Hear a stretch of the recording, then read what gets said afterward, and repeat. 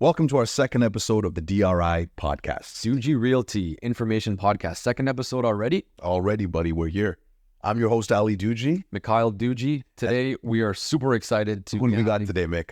Corrado Arrangio. Is that how we say it? That is. We're hoping... talking everything. Real estate. Soccer. Our buddy's roots.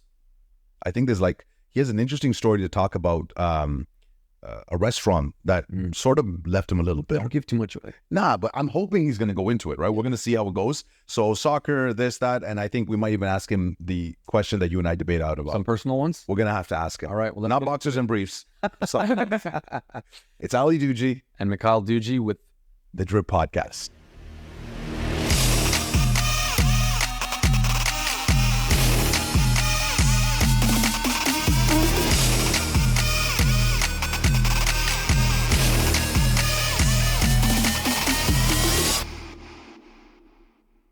Ladies and gentlemen, I'm super excited to invite on our first guest on the Drip Podcast, Mr. Corrado Arrangio. Corrado, welcome to the podcast. Thank you for having me. Honestly, I'm super excited to have you here. Mikhail and I have obviously known you for quite some time. Yeah. Done a lot of work in the background. Yes. But before we get into the nitty-gritties of real estate, yes. What fascinated me about you, amongst the other things, is your story, the backstory as it pertains to soccer and franchisees and investing. And there's a lot to you. Did a lot. You're not just a pretty face.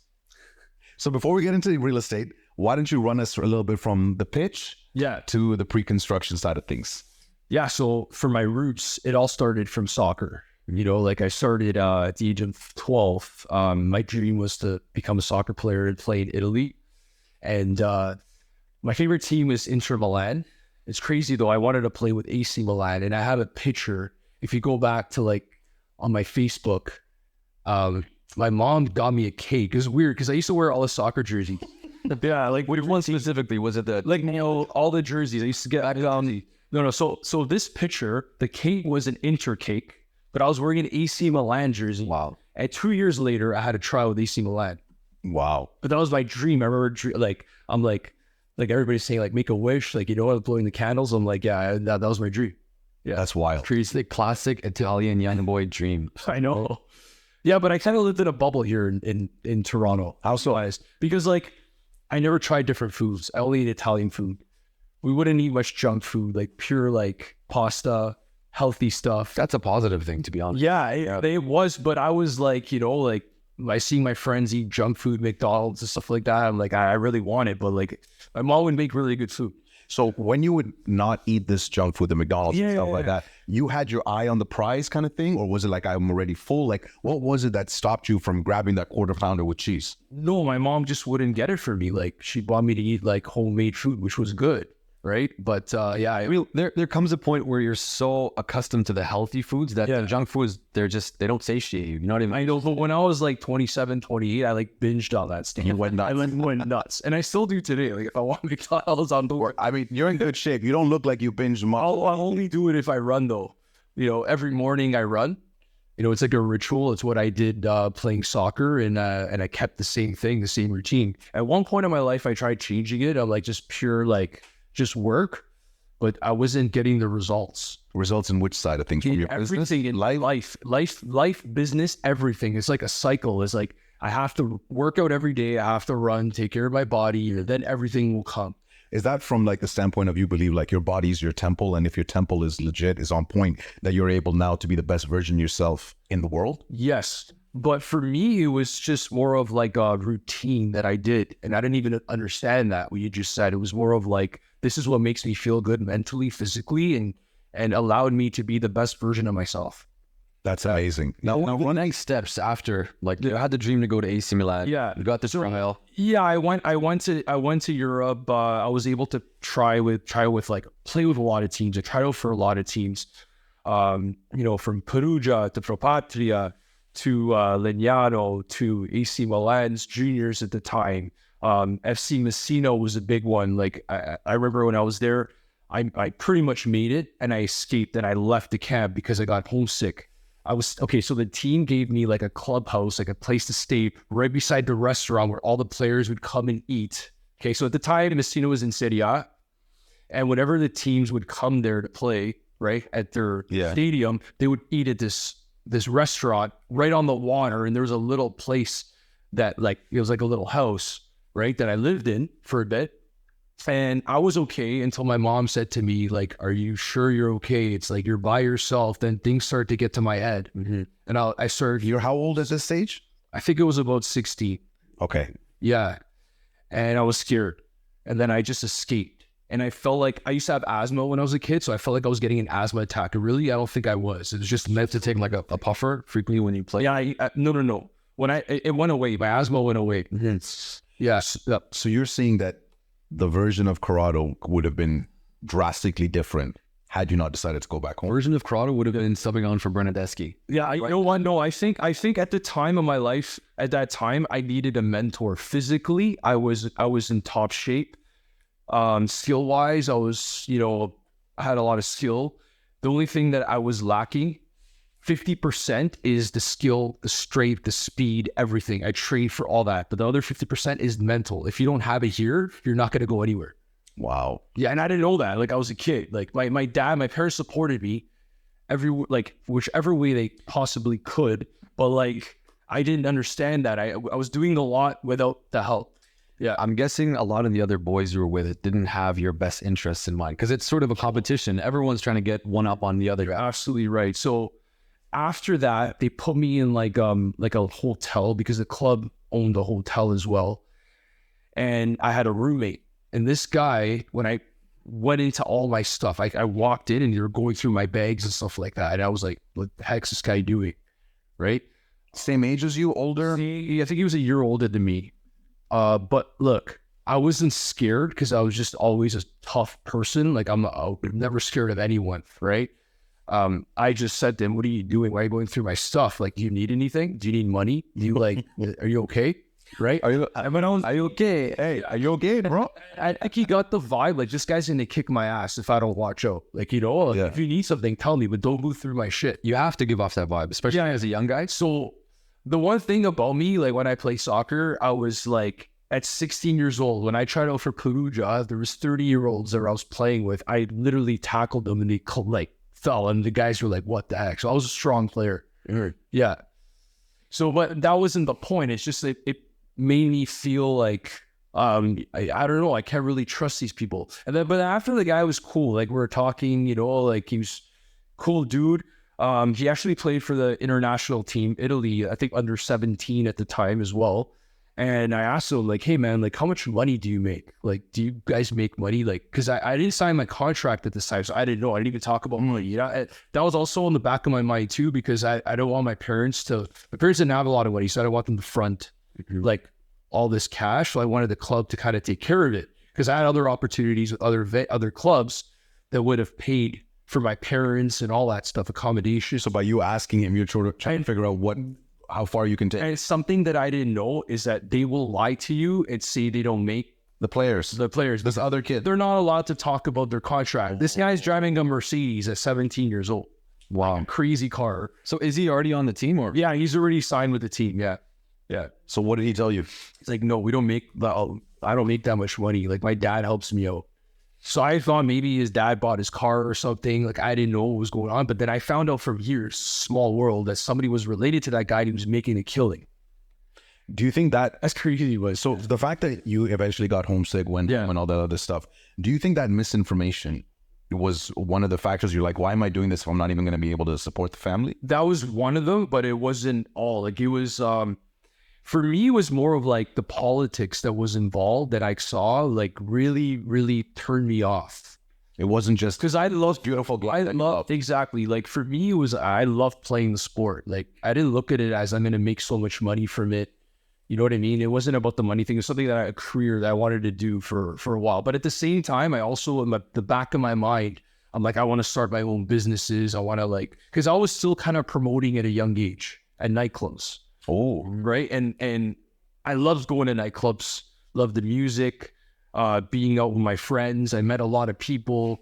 And for even in Italy, you would do these things, or so? go back and forth at that time in the summer or whatever. Like I would make some extra cash, like promoting and stuff. But in the back of my mind, I always wanted to start a business. That was like a thing. And I looked into what businesses you should look at, like franchises I can open up and stuff like that. And did you end up deciding on any? I did it. This is, I know you're not going to want to open this wound up again, but it's something that I'm very much aware of. But I think for our listeners and our audience, talk about that. I definitely want to talk about this because this is something that's going to help people, right? And one of my best performing videos on YouTube is about me losing $300,000 opening up an Extreme Pita franchise. At what age? So about 20 years old, that's when I was in the process of doing this. Was this like a solo venture or?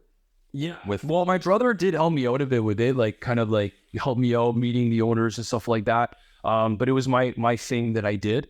Opened it up at around 21-ish, I'd say. That's when it took some time. Like I was 18, I remember like researching which one am I going to do, right? While I was still playing soccer, because like I didn't know what was going to happen with the soccer, right? So yeah, this whole thing, I basically tried getting out of it, didn't do well. The franchise was taking advantage of all the franchisees. Okay, so I'll tell you a story of what happened. I used to always take care of all the students. They used to love me. Like they would come in, I would give them free food. Like, I put myself in their shoes. But Corrado, knowing what I know about you, that's not just business acumen. That's actually you. Like not to blow up your head, but you're actually a genuinely very nice person. Thanks, man. Right? My pleasure. So that's not you like, yo, you know what, if I give these guys free food, they're going to come. That's you just, like you said, putting yourself in that position, being like, listen, I want to be able to help these kids. I remember going to Pizzaville in high school, $2 slices at Center O'Connor. We used to go there all the time. Like, and I put myself, somebody would give me free food. We didn't have that much money, right? So whatever, I would just do it. And these guys were supporting me because I started getting them into nightclubs too after some point, right? They bought properties for me, right? So like, I think 2 years ago, one of them bought a property for me. Really nice guy. Wow. Yeah. That's a long game, man. Yeah. So it's crazy because the franchise set up an Extreme Pita Day at the school across the street, which was we're saying, whatever at the school you were supporting, they set up an Extreme Pita Day. Head office directly went behind my back and went to the school and set up Extreme Pita Day. They were shipping pitas from head office to the school. That took away a lot of my business because a lot of them would eat on that day. It was like every Tuesday or so. I didn't know about this for like a year and a half. Because in the beginning, when I opened it up, they were always coming all the time. Every day they supported me, right? They must have thought that it was something that I put together. And one day, one of the guys says, hey, Corrado, like, we didn't have the pita day. I'm like, can you, like, send me a picture of this pita day? Like, he sent me a picture. It had, like, Extreme Pita, like, the banner. I had no clue. I lost a lot of business because of that, but it was just one thing. Location probably wasn't the greatest. I don't know, but it didn't work out for me. The best lesson I've ever learned. But I tried selling it without going bankrupt, okay? So I had to sign it personal on the lease, okay? No. Yeah, I had a corporation. Okay, it was a corporation. But I had to sign personal on the lease. Personal guarantee. And I had to go, I had no choice. I was young, but I didn't want to do it. The franchisor didn't want to. So every time I had a buyer in the agreement, the franchisor had to approve the fares. Yeah. Yeah. I guess they would sell them different locations because these people would vanish. Like, it was, oh my goodness. So how did the venture sort of end? I wanted to give my Extreme Pita to someone else that had it. This guy was from India, and he was telling me stories that he was even living in there with his family. I wanted to just give it to him to get it out of my hair at that point, just so I wouldn't have to go bankrupt. They didn't even allow me to do that because they had some sort of deal with the guy, and they were cutting your legs out every single way. I think they just wanted to take the store and sell it themselves, and that's what they did for sure. What did that end up costing you? $300K plus my time, but it was the best lesson that ever happened to me because 2 years after I just rebounded quick. Like that's what motivated me to go to the next level with promoting. Mm-hmm. So before the promote, right? Just one quick thing. Yeah, people our age or even my generation at 20, tried out for professional soccer. Yeah, the store and the promoting. Like, what sort of forced you to get into that scene of all those different things at such a young age? That's a lot of drive, a lot of maturity that you showcased. I made a lot of money promoting at the nightclubs. is, like there weren't a lot of like big promoters at the time. I took advantage of my age, my connections I made through soccer, right? So before I even got big at promoting, I did a show at a nightclub with this big freestyler, like freestyle soccer guy. Well, that's cool. Yeah. And we did it at this club. I brought a lot of people, and that's how one of the owners was like, hey, you know what? Like, why don't you like start promoting, bring me some people? So like at the time, I think he offered me like $2 a head. But if you do the math, $2 times 500, that's $1,000. At the time, 1,000's a lot. I'm like, For a young guy like you, that's huge. yeah. So I kept doing that. Then I found out that some of these guys are making like $10 a head. So like I'm like, okay, well, I love this. I always like going to the nightclubs, meeting new people, having fun with my friends, whatever. So then I made it a big business, and I was generating a lot of income from that, and I saved enough money to open up the franchise. And then did you sort of continue with that promoting business? Like where I was doing both at the same time. It's crazy because like I was working so much that I crashed my car at an RC. I fell asleep on the wheel. Oh my God. At Markham Road and 16th, there was like a bend there, and I just like, luckily there was snow and it rained a bit. So it was like almost like a cloud. Like my car just kind of sunk in, and I was fine. My friends were across the street because there's a Tim's, and they saw me. They came over to help out, but I was no injuries. My car was like totaled. Thank God. Yeah. I mean, not that the car was. No, God, there was injuries, right? Yeah. It was like, there's no way that there's like all this snow. There was like a perfect ramp for me to go up on the snow and like just sink in. Jeez. And it was raining, so it was. So when did you stop the promoting? I stopped the promoting at 31. It's 31. Wow. I'm 2 years old. I'm 37. I thought you were like 29. He just has that vibe, that look, right? And I think a lot of that goes into the fitness. In fact, when I first saw you in person was at Good Life Fitness. Yes. And I was new into my career in real estate, and at Milani. Shout out to Milani Boulevard. The Bobby. Bobby. Bobby works at Good Life. Good friend. Really? Great guy. Yeah. So I was going there, and I was new into real estate, and I had already watched your videos, your Corrado lives. I had seen a lot of that stuff. And I remember I'd come up to you one day and I was like, hey, Corrado. And you're like, hey, and you were so approachable. And I was like, listen, I'm new in the business. I really love what you're doing. And, you gave me a lot of words of advice, and we've sort of had that relationship ever since. I'm now trying to convince you to leave Good Life and join Lifetime. But we're not there yet. And, I think fitness has always been a passion of mine. Yeah. I've never taken it as seriously as you, or as you, Mikhail, for that matter, do it. And I want to, where I'm at right now, take it a little bit more seriously. But, you mentioned this to me many times, and I think you even already said it here, that it sort of puts you in that zone, in that where you're doing it, you're consistent on that. So now it's much easier to remain consistent on other things in life, right? Yes. Most successful people start off with a good morning routine that involves some sort of physical movement, and that also helps with your mental clarity, right? Yeah. Like I didn't read a book or anything about this or take it. Like coming from soccer, to be It honest. just came from soccer. Yeah. Just like something that I've always felt good after every workout, after training at the track. It's just, But that's a lot about you, because like for me, I used to play pretty high level soccer as well. I was in an academy for a full season. Here in Toronto? Yeah, here in Toronto. I was playing with A&B Academy for a portion of time. Have you heard of them? No. And then I was playing Richmond Hill A, played Oak Ridge's A. And funny enough, it was a community tournament that I ended up tearing my MCL and breaking a bone in my ankle. Oh. And that sort of set me back so big. I stopped. How old are you? I was 19. Okay. So I feel like I was in my prime at that. Did you want to go pro? I feel like the dream for myself living in Canada, it's not really attainable. You know what I mean? Maybe I have to go to Italy. I have to go to these different places. I sort of saw it when I was at the academy, because I saw some of my peers being scouted by people from France, Spain. But those guys were like, they took it seriously from a very, very young age. Even before you started at 12. These kids, just like your little guy, started at 2 or 3. Yeah. As they're walking, they're dribbling. Yeah. So I wasn't there yet, but as soon as I did get that injury, my training stopped. Yeah. Like I noticed I got slower. I wasn't as agile. And what happens when you stop training is that your hunger sort of diminishes as well. Yeah. And that hunger, you use it in different facets of life, like real estate, You use it in your, different promoting businesses. Yes. So it's really important to keep active, to keep fit, keep up the training so that you have that hunger in life. Yeah. You know what I mean? For sure. And like when I used to, when I was trying out in Italy, I was injured most of the time. It's crazy because the first time I went to Europe, Gianpaolo Montesano, the agent that represented me, told me I have to go back to Toronto. He's like, you can stay here and play with the team and learn, but he's like, look, your skill level is great. Your strength is like Serie A, strength is 16. He's like, just go back and learn how to run better. Because that was my weakness, is running, sprinting. Oh. I can run for like 2 games straight. I don't get... So we're talking about speed? Speed. I was working on that because I was working on my fast twitch muscles. What happened was I'd get injured all the time because I'm using different muscles now to run.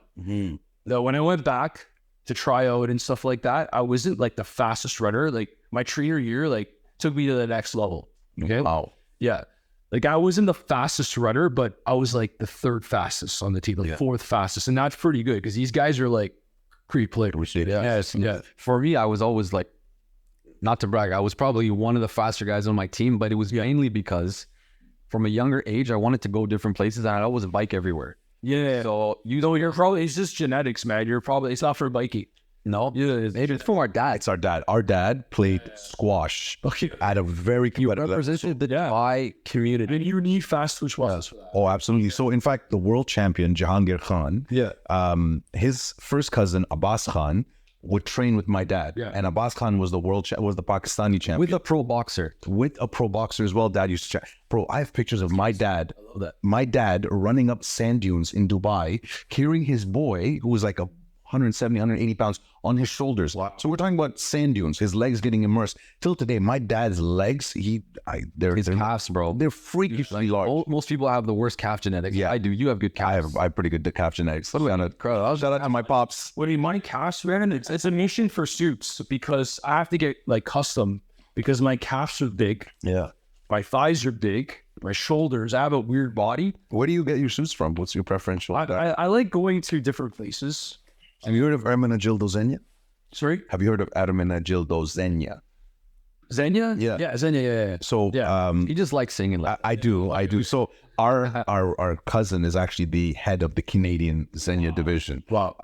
So, we shout out him last time, but again, the triple stitch sneakers, Ermenegildo. In fact, you're right. It's actually, it's no longer called Ermenegildo. It's now just called Xenia. They've sort of dropped it, just like kind of like Prince, just Xenia. So if you need any custom suits, let me know. I will make sure you get taken care of. Perfect. But bringing it back full circle, right? So fitness, club promoting, then the condo game, right? So you've been at the top of your game for a very long time. And that's hard work, effort, but that's also the character of a person that you are. And you know what? I remember during COVID, you had like this music thing. What was that thing called? Digital party. Digital party. Shout out to On Top, DJ On Top. DJ On Top. Yeah. So I remember everyone's locked in their homes and you're on there and you're like, it was like the vibe of my old school days, like going back to the government and like when I was a kid. And you were like promoting and like people were like, I would get on there, be like, hey, Corrado, be like, yo, Ali, what's up, buddy? And anyone who wanted to come live. And I think you had some people coming in from like India or something like that. Yeah, it's crazy, man. They would want to like from the village. From the village, they would tell me, hey, show me some chickens. The guy would FaceTime me again, like he would try to join, and he's showing me chicken. Oh my god, like, that's amazing. Went on like a rooftop or something, and it's like a bunch of chickens. You open like this piece of lumber, and like, oh my goodness, see a bunch of chickens just coming out. That's crazy. Yeah, a chicken coop. Yeah. So you're on these Instagram lives daily basis in COVID. I'm assuming you had a huge following at that point. Like, how many people would tune into these lives? I think a couple hundred would come on. Now, are these followers or just people that are seeing it organically from your guests? They're just coming from everywhere. But it's there were sometimes we added like 5,000, 6,000. Wow. Yeah. But I'm just thinking like a couple hundred on YouTube. Then we would go live on like Instagram, Facebook, TikTok. So if collectively, it was probably like in the thousands. Now, a lot of these viewers, are they now moving into clients for you? Okay, I'll tell you something interesting about what happened from that. So the reason why I did it is because I think that at the time, a lot of people were depressed because they were stuck at home. I think there was like did we have like a curfew with that around that time? There was some times that they talked about your circle. Do you only allowed to share with like 4 people or like immediate family? You had to. There was We didn't have a curfew though. It was like 8 p.m. You're not supposed to be out. Yeah, it wasn't as heavily enforced in the Toronto area. Yes, but why? This sounds something vaguely familiar. Yeah. So I remember going. I asked my brother if I could use his boardroom at his lumberyard. So I'm like, yeah, we're just gonna go in there. Nobody's gonna know, and that's what we did. But there was a curfew. I remember, because like that. And if I remember correctly, you weren't starting early. You were starting at like 9, 10 p.m. Yeah, late. Like it was late. It was late. Yeah, Yeah. it was late. Perfect when everyone's home. Yeah, Right, but then for sure the curfew was 100% in effect. yes. Like he was. Yeah. That's why we did the lumberyard. You know, it's an industrial area, and we had a lot of fun doing it. Yeah. So one guy contacted me the day after, and he's like, Corrado, you know, I'm interested in purchasing a pre-construction. He's like, can you help me? I'm like, yeah, for sure. Just come to my office. So let's chat. Let's go over some options and stuff like that. So I go downstairs because we're on the second floor of the building, and this guy pulls up in a green Lambo. Wow. Yeah, this is from the live. From the live dance party. Yeah, he pulls up in a green Lambo. How old is this guy? I see. You remember? Like me in his 50s or something. Oh, so wow. Yeah. So he pulls up, and then I show him a bunch of projects, and he pulled the trigger and bought one. But yeah, like I didn't do it for the sale. No, I did it mostly because like I was in the scene. I could bring some value, maybe make some people happy, whatever. We did some prizes and stuff like that. We gave away a PS5. Like Nice. people were having fun. They're giving away like $5, $10, get e-transfers. Like It was good energy, good vibe, right? And I mean that's a lot of times. I mean, you know, we talk about this a lot, especially Mikhail and I. Yeah. Money does make the world go round, but it's not the be all end all. Yes, it's important, but when you do things or attach yourself to a purpose that's beyond money, oftentimes the goodness will just flow back towards you. Yeah. Right? And I think you've seen that in and it's like the book, jab, jab, jab, right hook. absolutely. It's like it's not like big shout out to Gary Vee. It's not like something that I did for that, right? I did it at that time. That specific thing, that digital party was done just to make people have a better time. Like even It's such a great intention. yeah. So great. From a real estate perspective, are you focusing more on the resale or is it all pre-con? Now I'm doing everything because like I started almost 2014, around 2014 is when I got in the game, right? So back then I just made my focus was pure pre-con. For peak. And why did you choose to select pre-con as your main focus? It's because of the industry that I was in. So I was a nightclub promoter, took care of a lot of people in the clubs. And I was noticing that a lot of the buildings were being acquired by developers. You know, the clubs that I worked at were being bought by builders. They're all gone in like 1 year. Like a bunch of nightclubs were gone, and I'm like, what's going on? Like this is a dying business. I saw it. Like I got to figure something out. And when I was making money promoting, I invested that money in real estate. Like in your own real And I loved it because I wanted to buy nightclubs, but there's no opportunities. I felt like I was going to get scammed, you know, which I would have for sure. Yeah. And most of these people that are attending the nightclubs, are they young people? Are they elder? Or is it a bit of a... Oh, like we had a mix. Like we had some interesting characters. Like I'm just thinking like... You're going to have I can, like the stories that you're going to see as a promoter, the messages you're going to get, like the weird requests, like, I think that needs to be a show on its own. Like you just recollecting some of the weirdness that you've seen throughout that period of time. And right? what I used to do though was my job was I never it's crazy, but I didn't drink. So at the age of 24, like I basically treated my promoting business as like something like a future thing I wanted to do for a really long time. It wasn't like play. It was like I want to like make people have a good time. I want to make sure that they're safe and they have fun and they keep coming and they keep telling their friends to come to my events. Yeah. I used to stand outside in a Canada Goose jacket in like my like nonu, like do you know what a nonu is? It's a nonu. Like granola nonna. Oh, okay. Yeah. Boots. Jeez. Like that's what I used to do to make sure people got taken care of. So I wasn't the host inside giving people like drinks and stuff like that. I would give them bottles with drink tickets, whatever.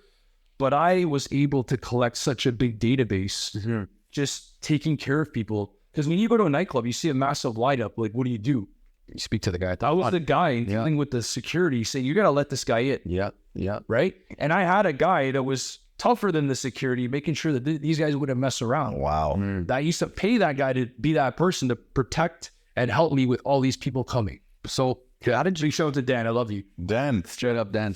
How did you leverage your connections in this industry to help yourself in the real estate business? In the club industry. Yeah. Like you had all these connections. I was assuming perhaps a lot of these younger guys were coming to the clubs and they're like, oh, okay, I have X amount of money and I can't make a down payment on a house, but I can maybe work with a scattered deposit structure, which is what a pre-con would normally entail. Yeah, pre-construction was kind of weird at the time. Like it wasn't the thing. Like people didn't want to become a pre-construction agent because like you don't get paid right away. You get paid sometimes like, in like 3 installments or 2 installments. sometimes you don't even get paid. You don't even get paid. I know some of the horror stories you've been involved in. Yes. Projects cancel, blah, blah, blah. You have to work with like the good builders, right? So like, it was challenging because the good projects was a mission to get allocations. So I remember like asking a builder, how do I get allocations? Like, what do I have to do? Corrado, sell me 50 units. And that's what I did. Like I've said this before in other podcasts and stories is I actually figured out how to sell 50 units. Went to like my database, my club database is the first thing I went to, right? Tapped into that, got some sales, not enough. Had to figure out, I'm looking at it as, okay, this is an event that I'm doing.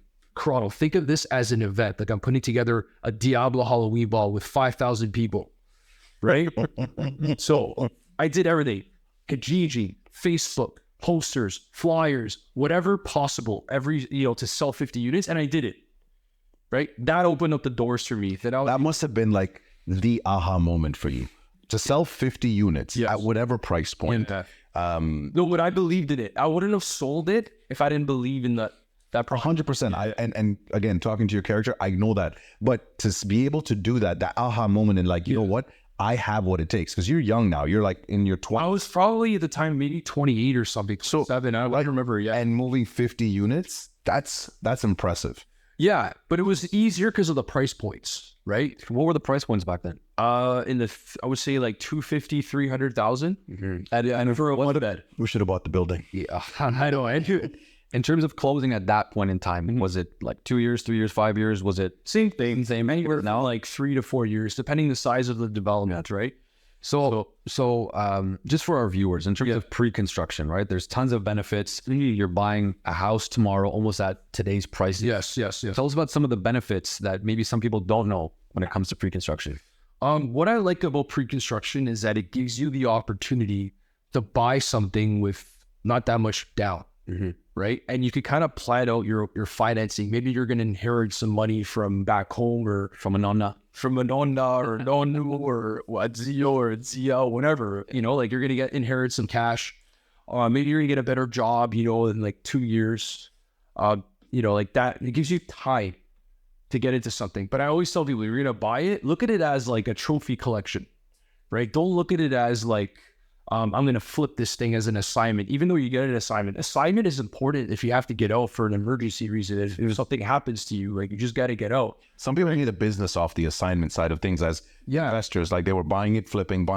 Yeah. And then we saw some people got holding the bag. So you're always advising. I mean, something I do as well, but you're always advising clients, listen, if you can't close on this, don't buy it. Yeah, exactly. Because assignment. Look at it today. Do you think you'll be able to close on this condo or house or whatever you're buying new pre-construction in like a year, 3 years, 4 years? If no, do not do it, because you're going to put yourself in a bad situation. Like the builder will actually go after you for the difference if they sell it for less than what you paid originally. 9 out of 10 realtors will not have that conversation because it's going to cost them the deal. Hey, some of the things that I've heard at sales offices is just like pathetic. Like people are saying to clients to do a deal, like but they're not going to close. So what's the point? Yeah, like there's no point. You're going to have to give your commission back. Yeah, and that's what speaks to a lot of your success, right? Having the clean intention, trying not to sell a property, but really advise your clients. And earlier you were mentioning, you don't really care too much about what you're getting out of these deals. You're trying to help your client, help your pal as best as possible, and make sure that they get what they need. And a commission thing, you get $100,000 commission or even like $1 commission. I treat it the same. Like I've always had that. It's a long-term business for you. Yeah. It's all about the referral. It's all about helping. Yeah. And I used to count my money in my head when I was a nightclub promoter. That's where I learned this. I used to get the door in nightclubs. There was a venue that I remember I was 19. I made like $8,000 cash in one night on a Saturday. Wow. Like, What do you do with that at 19? I had it in like, I bought a safe at Costco. I put it in the safe. Yeah. But I was, That's the difference between this guy and most 19-year-olds. Yeah, 100%. I was counting Power Forces, PlayStation. Absolutely. We'll be going on a vacation. We'd be like getting new drip. but that's how I saved my money for the Extreme PETA franchise. Okay. Right, I was putting it towards. I already had. Okay, I gotta buy a business, right? But I lost it all. But whatever, I made it back right away. Yeah. Hard work and determination. Mikhail, you know, I think one of the things you and I often debate about, and you know, I don't know if you've been adequately prepped for this, and I'm sorry to put you on the spot. Don't get too personal. Yeah? But you know, it's difficult for me to say. I think it's better if you ask the question, if you know where I'm going with this. I mean, it's always something that we talk about. Yeah. Right. And sometimes we get heated, sometimes we fight, but at the end of the day, we're brothers. True. So we can get over these things. But he's also our brother. So perhaps should we ask him? I think See, guys, come on. leave it. Go ahead, man. Yeah. Messi or Ronaldo? Yeah, I don't have to think about this, okay, guys? Sorry, R7. Ando. Let's go. Wow. Let's go. Yeah. Wow. It's What about you guys? listen, for me, I'm more of a basketball fan. You're have to pick one. If I have to pick one between Messi and Ronaldo, again, you guys are gonna be like, well, do you know about not about the statistics and all that other stuff? Yeah. The player that made his team better is Messi. Well, What, like Argentina? it's a hot take. That's a hot take. It's a hot take. But what team you're first? And don't put me on the spot. Well, come on, I'm not a soccer. but I'm what not- team? But what okay, team? the most electric player to watch, the player I would love to watch the most, Ronaldo, 100%. Okay. But I do believe the GOAT is Messi. That's my opinion. Okay. I love Ronaldo because of his story, the way he went to Portugal. Yes. Like he almost had something similar to you, where he started off in the trenches. He started off, you know, went to the trials with a bunch of young guys, got homesick, but he sort of stuck through it because he had his parents' support where he was. But look at him now, you know, 39, number one goal scorer in the world, Yes. playing in maybe, okay, what a different sort of league. Okay, but look, let's still go young here. Let's just you're talking about that, but let's talk about Benzema. Yeah. Benzema's playing in the Saudi league. You know what I've heard? Can't even score. So you know what? Underrated player or overrated player, Benzema?